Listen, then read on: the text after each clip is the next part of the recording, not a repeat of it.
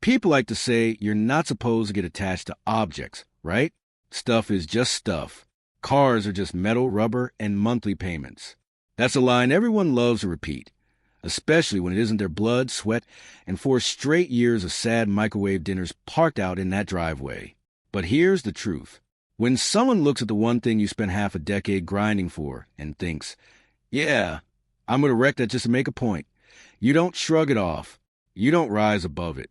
You don't post some vague inspirational quote on Instagram and pretend you're fine. No, something flips inside you. A switch clicks on. And once it's on, it doesn't shut off easily. So before I get into all of this real quick, drop a comment and tell me where you're watching from. I always love seeing how far these stories reach, because this one started in the quietest, blandest, copy-paste suburban cul-de-sac imaginable and somehow escalated into a full-scale legal battlefield. My name's Marcus. I'm 32. I work in IT. Nothing glamorous. No trust fund. No crypto jackpot. Just a laptop, too many overtime hours, and a deeply unhealthy obsession with budgeting apps. And sitting in my driveway that summer was my dream. A slate gray Phoenix R8, 2-door mid-engine, so low it could scrape a leaf if the wind blew wrong. Sticker price, just under 6 figures. Yeah, I know. I've been obsessed with that car since I was 22. Sitting on my bed at 2 a.m., headphones on, watching exhaust note compilations the way other guys watch adult content. I knew every spec, every trim package, every reviewer's hot take. I used to whisper to myself, one day, and that one day took 4 years. 4 years of no vacations, no treat-yourself moments, no new phone, no designer shoes. I drove a 2008 Honda Civic that rattled like it was possessed. The AC only worked on Tuesdays. The radio was permanently locked on a Christian station, and I'm not even religious. But I never complained, because every month I watched that savings account inch upward. Slow, painful, beautiful. Then finally, one Friday afternoon, I signed the papers, hands shaking like I was getting married, and drove it home. Slow, careful, windows down, letting the engine sing just enough. When I pulled into the cul-de-sac, my neighbor Dylan, cool guy, gamer, lives 2 houses down, literally ran outside with his phone, already recording. Bro, no way you actually did it. We stood there for 10 minutes just staring, walking circles like it was a museum exhibit, admiring the curves, the matte finish, the way the sunlight hit the hood just right. It felt unreal, like I'd cracked some secret code to life. Like all those years of saying no had finally earned me a yes. What I didn't realize was that across the street, behind half-closed blinds, stood the woman who was about to declare war on that car. Her name was Elaine Porter, mid-50s, HOA board member, not the president, not officially in charge of anything important. But she acted like she owned the entire block. Blonde bob haircut that never shifted, always in press slacks, always clutching a clipboard like she was auditing the neighborhood. She never smiled, not once. She just stood there that day, sunglasses halfway down her nose, staring at my driveway like my car had personally insulted her bloodline. I waved. She turned around and went back inside. No words, no nod, nothing. At the time, I thought, whatever. Some people are just miserable. Huge mistake. From that moment on, she was everywhere. Too everywhere. I'd come home from work. She'd be across the street watering plants, staring. I'd leave in the morning. She'd be checking her mail, staring. She'd slowly cruise past in her beige Prius, phone in one hand, notebook in the other, scribbling like my house was a crime scene. Once, I caught her crouched near my driveway, pretending to inspect a crack in the sidewalk, a crack that had been there for a decade. 2 weeks later, she finally made her move. Saturday morning, 9:12 a.m. I remember because I had just poured my coffee. Knock, knock, knock. Aggressive. I opened the door, and there she was. Clipboard, pen, tight, artificial smile. Marcus, she said, already irritated. We need to talk about that. She pointed over my shoulder at the car. Your vehicle is disruptive, she said. It's loud. It's flashy. It lowers property values. It damages the aesthetic we've worked very hard to maintain. I blinked. I drive it to work, I said. I don't rev it. I don't race. I park in my driveway. It's legal. She sniffed. A more appropriate vehicle would be encouraged. Something cleaner. A hybrid. A Tesla would be ideal. She said Tesla, like it was a moral virtue. I almost laughed. See, here's the thing. I'd read the HOA bylaws. All 87 pages. Because I'm that guy, I knew exactly what was allowed. Sports cars? Not banned. Noise violations? Nope. Parking restrictions? Nope. Modifications? Nope.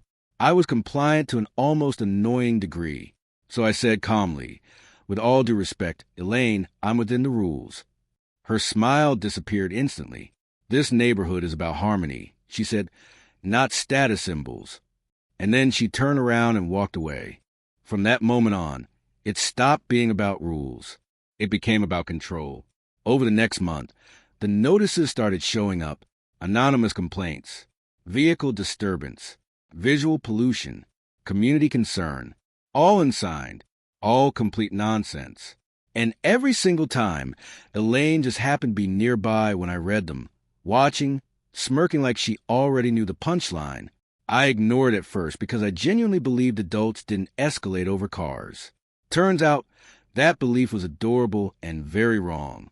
3 weeks after the last warning, I came home late one night from an HOA meeting she had technically hosted, but mysteriously didn't attend. I pulled into my driveway, and my stomach immediately dropped.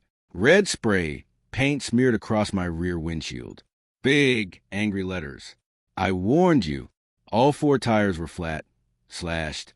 Both side mirrors were torn apart, hanging by their wires. It didn't look random. It looked intentional, violent, like someone had attacked a person, not an object. My hands started shaking, not metaphorically, actually shaking. I dropped my keys. My chest tightened.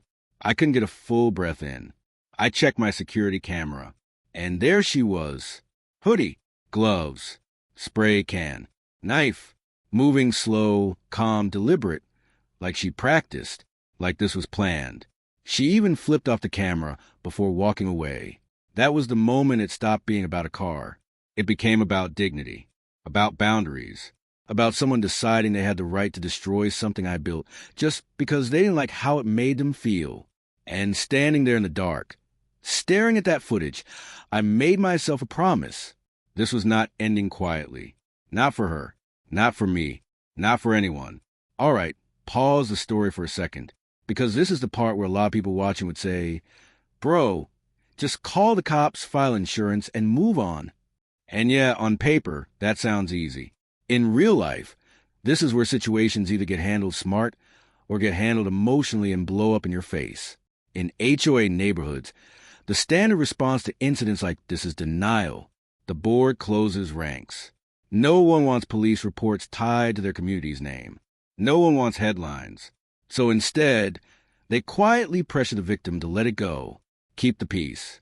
Translation: protect the system, not the person harmed by it. Legally speaking, what Elaine did wasn't petty vandalism. Once damages cross a few $100s, especially with tires, paint, mirrors, and specialty finishes, it escalates fast. Now you're talking criminal charges, restitution, court dates, consequences. And this is where psychology matters. People like Elaine don't see themselves as villains. In their minds, they're guardians, enforcers of order. They convince themselves that breaking rules is acceptable if it serves their idea of harmony. It's control wrapped in morality. Power disguised as responsibility. That's why she didn't hide. That's why she flipped off the camera.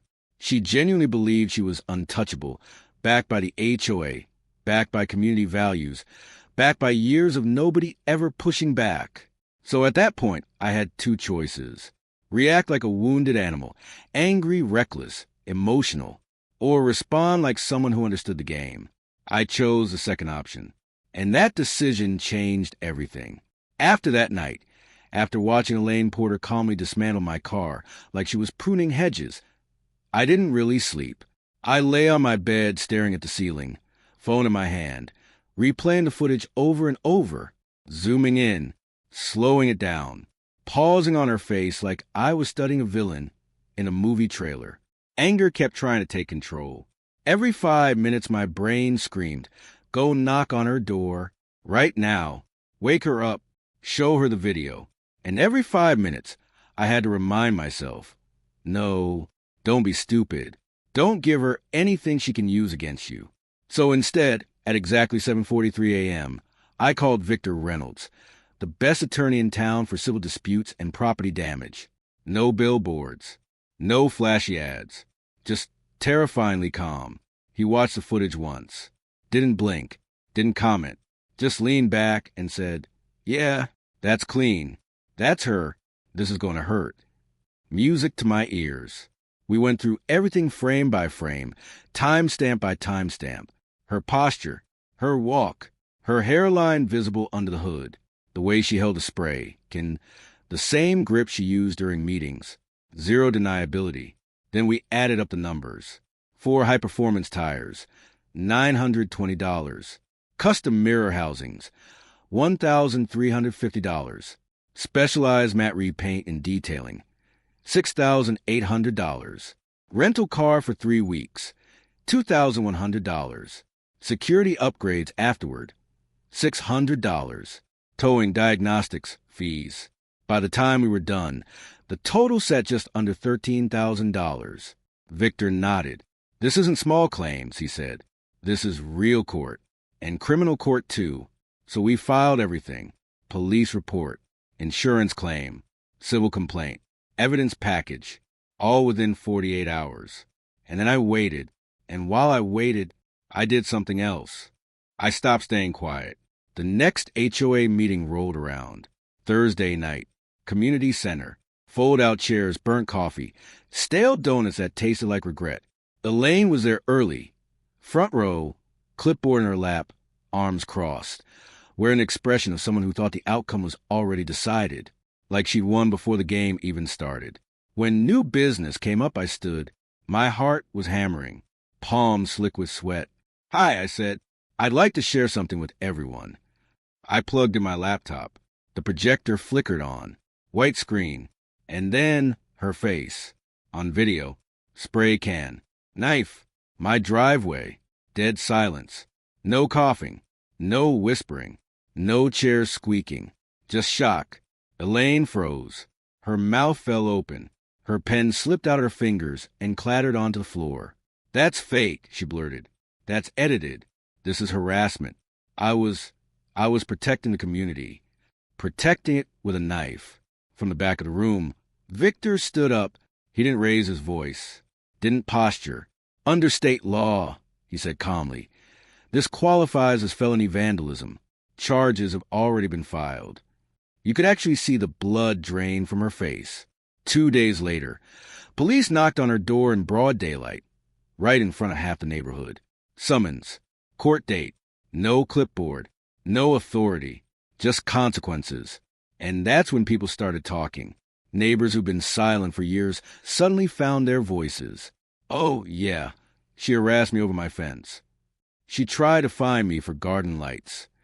She threatened to tow my son's car." A pattern emerged.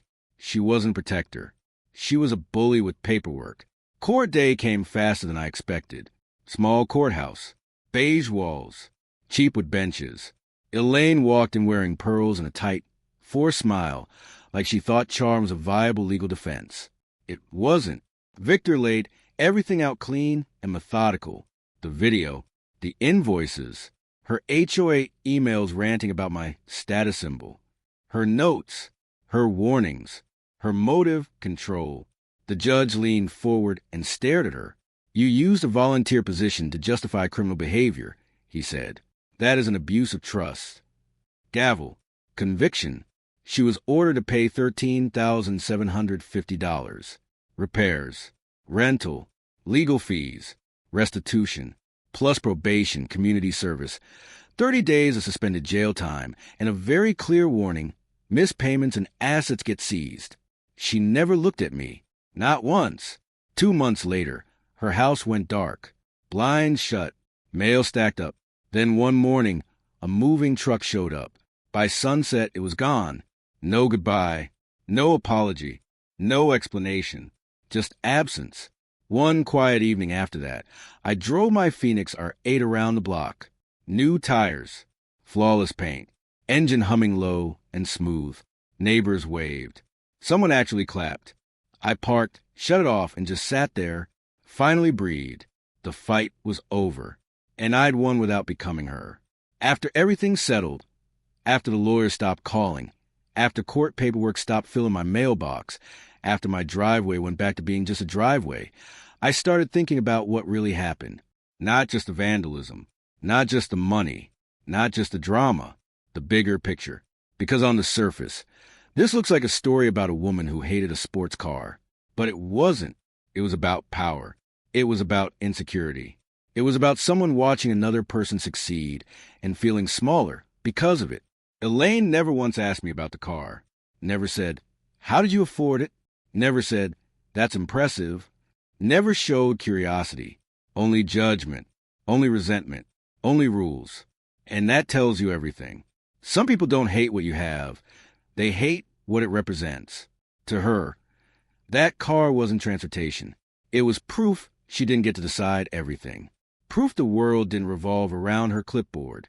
And that terrified her. Here's the lesson. Most conflicts, neighborhoods, workplaces, families, friendships, aren't really about the thing you're fighting over. It's rarely about noise, parking, paint color, or trash cans. It's about control.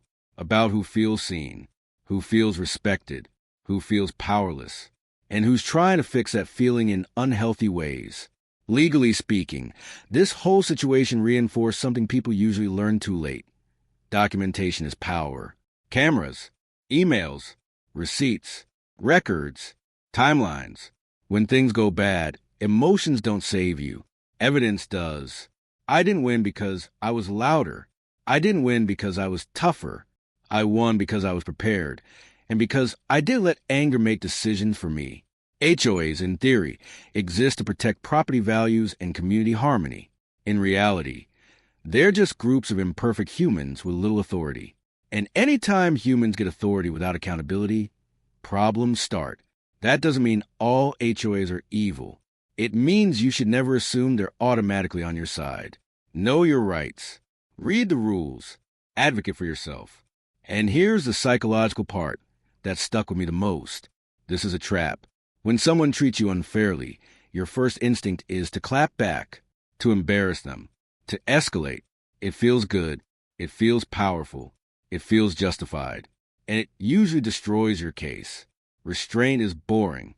Restraint doesn't go viral. Restraint doesn't feel heroic. But restraint wins.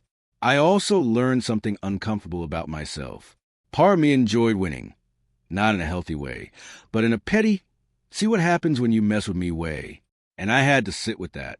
Because obsession with revenge is how you slowly turn into the person you hate. Elaine lost her house, her reputation, her social circle, her authority. I got my car fixed, my money back, my peace. One of those outcomes is sustainable. The other isn't. So if you're watching this and dealing with an HOA nightmare, a controlling neighbor, or someone who thinks they get to micromanage your life, hear me clearly. You're not powerless, but you're also not required to go to war. Know the rules. Document everything. Stay calm. Get advice early. And don't let someone else's insecurity rewrite your story. Because real success isn't flexing. It's freedom. It's sleeping at night. It's pulling into your driveway without tension in your chest. It's living without constantly looking over your shoulder. And now I'm curious. Have you ever had a nightmare neighbor? An HOA horror story? A situation where someone tried to control something that wasn't theirs? Drop it in the comments. Let's talk. Because if there's one thing I've learned, it's this. You're never the only one. And sometimes, telling a story is how you take the power back.